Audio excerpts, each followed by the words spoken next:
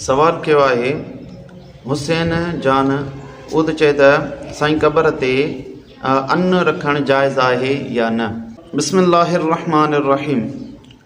क़बर जे मथां माण्हू अन्न रखंदा आहिनि ऐं उन्हनि जी नियत इहा हूंदी आहे त उन मां पखी पखुण खाईंदा त उन जो सवाबु इन क़बर वारे खे मिलंदो, त ईअं करे सघिजे थो, अन्न रखे सघिजे थो। पर क़बर जे मथां रखणु लाज़िम न आहे ऐं न ई ज़रूरी आहे।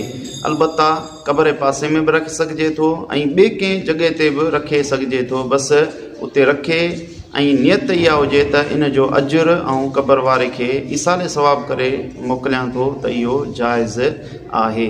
जीअं बुख़ारी शरीफ़ जे अंदरि हदीस मुबारक हुआ, हुज़ूर नबी करीम सल्लल्लाहु अलैहि वसल्लम इरशाद फरमायो, मा मिन मुस्लिमिन यग़रिसु ग़रसन औ यज़रअु ज़रअन फयअकुलु मिन्हु तैरुन औ इंसानुन औ बहीमतुन इल्ला कान लहू बिही सदक़तुन। पाण फरमाइनि था त जेको मुस्लमान वण पोखे थो या का पोख पोखे थो ऐं उन मां जेकॾहिं पखी इंसान या जानवर खाइनि था त हर हिकु दाणो उन जे लाइ सदको आहे। यानी इहो जेको अन्न रखणु ऐं उन मां पखी खाइणु इहो सदके में शुमारु थींदो ऐं जेकॾहिं उन सदके में इहा नियत करे थो त इन जो सवाबु उन मैयत खे मिले त उनखे क़बर में उन जो अजुर मिलंदो आहे। अल्लाहु आलम बिस्सवाब।